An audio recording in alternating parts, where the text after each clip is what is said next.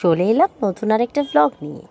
এই যে দেখছো আমার পাশের বাড়ি, এটা ফুলটা ফুটেছে। সকাল সকাল দেখে খুব মনটা ভালো হয়ে গেল।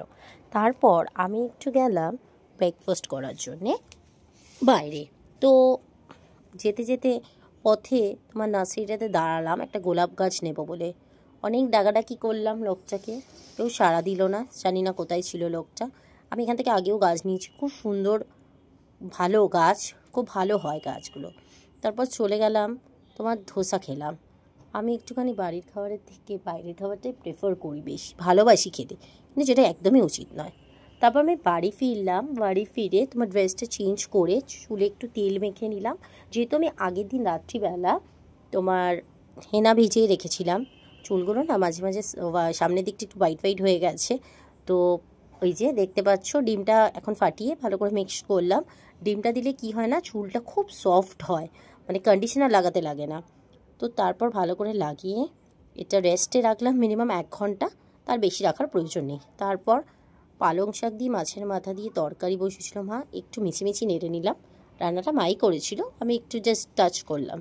তারপর খাওয়া দাওয়া শেষে চলে এলাম ছাদে। বেশ হালকা হালকা রোদ ছিল, খুব ভালো লাগছিল। চুলটাও শুকিয়ে নিলাম। দেখতে পাচ্ছ চুলটা হালকা হালকা রেডিশ হয়েছে, তার সাথে খুব সফট হয়েছে। ভালো করে চুলটাকে আমি শুকিয়ে নিলাম, দেখো তোমরা দেখতে পাচ্ছ আশা করি। তারপর আমার ছাদ থেকে দেখো কি ভাল লাগছে দেখতে চারিপাশটা। আর এই দেখো, এই যে গাছটা ধনেপাতা গাছ, জাস্ট 1 মাস হয়েছে ধনে ছিটিয়েছিলাম, তার থেকে এত বড় বড় সুন্দর ধনেপাতা গাছ হয়েছে।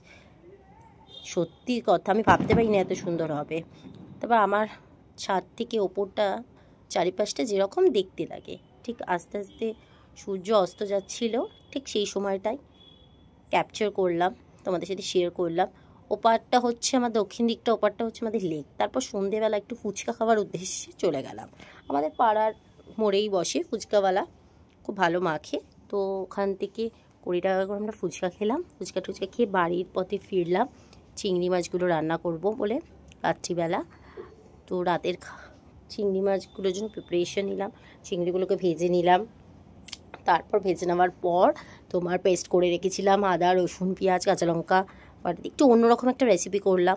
কারণ হচ্ছে তোমার ডাব চিংড়ি খেয়েছি, চিংড়ি মাছের মালাইকারি খেয়েছি, বাট দই চিংড়িটা আমি খাইনি, ফার্স্ট টাইম ট্রাই করলাম, খুব ভালো হয়েছিল খেতে। আর এইভাবেই আজকে দিনটা কাটালাম। যদি তোমার আমার ব্লগটা ভালো লেগে থাকে অবশ্যই কিন্তু সাবস্ক্রাইব করে দিও, আর একটা লাইক করতে কিন্তু ভুলো না। চলে আসছি নেক্সট আরেকটা ভিডিও নিয়ে। টাটা।